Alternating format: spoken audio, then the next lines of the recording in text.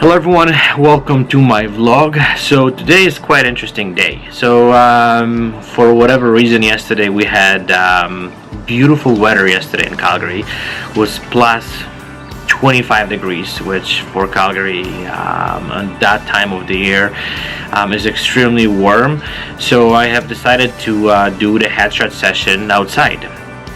The one problem which I faced yesterday was quite strong wind, which sometimes depends on the place where you're shooting. You can have much stronger winds, or like if you're shooting in the parks, it's much you are hidden in the trees, so you don't really feel as much wind. But I was shooting on the actually really open space, and even though I had some sandbags, unfortunately one of my deep octas got caught with really strong wind, and this whole thing just literally fall to the ground.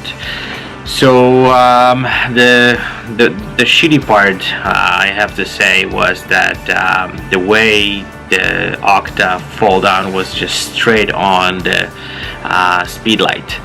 And so this is my SB900 and it's toasted. The good thing is that it's still in one piece, which is very good thing, because what I'm gonna do, I'm gonna send that off to the Nikon, and they'll try to fix it. So it seems like the light, the zoom is still kind of working, which is also a good sign. So hopefully there's not much damage inside, but unfortunately it doesn't flash. So this is pretty much done.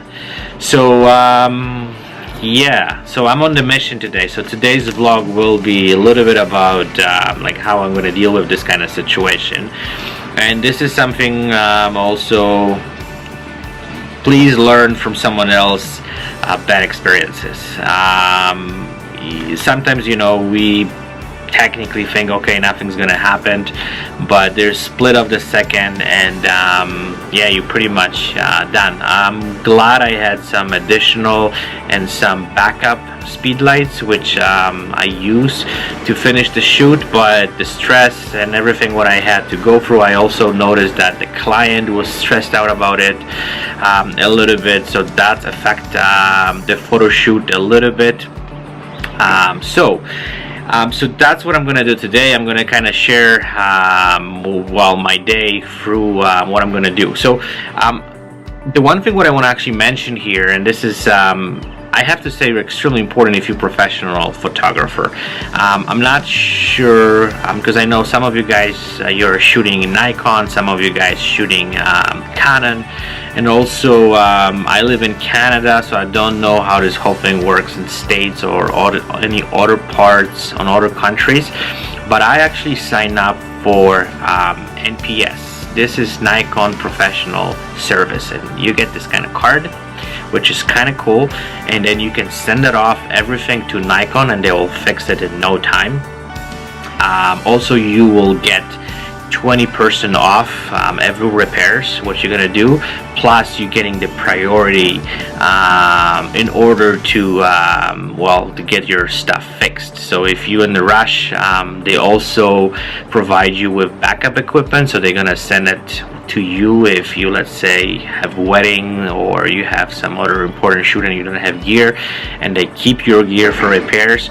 They definitely send it over to you some equipment which you can use during the time where your gear is during the whenever it has a service.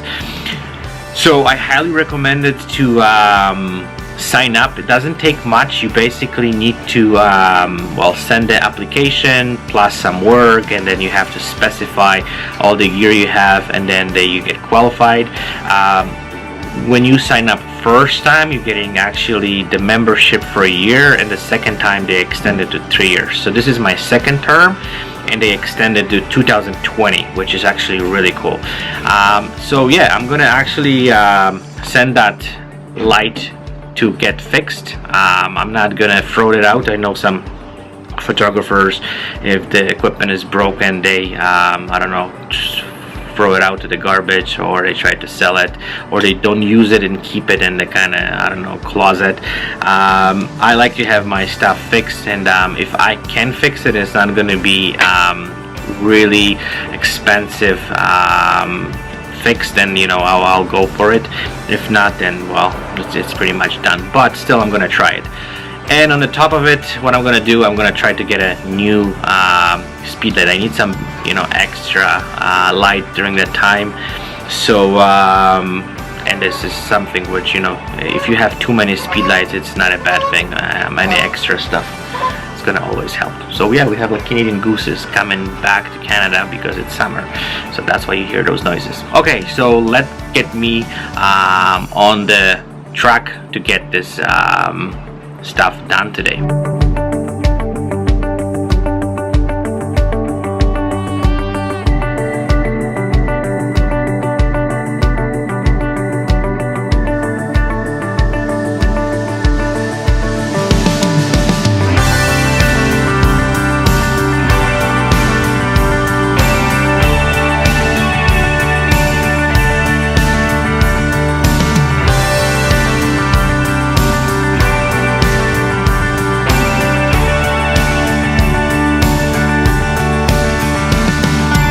One thing is done now. I'm on my way to downtown just to pick up some new speed lights.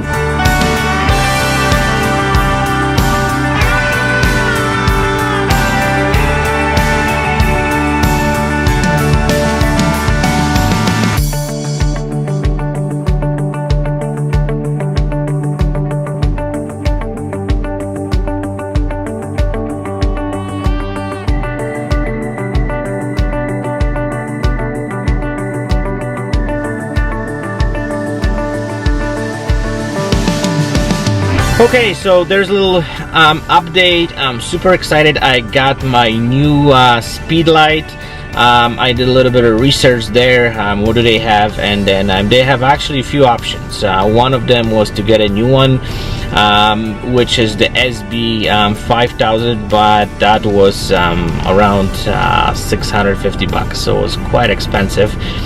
And I'm not a big fan of well, I'm not saying I don't like new equipment, but if I can save some bucks, I will definitely do that.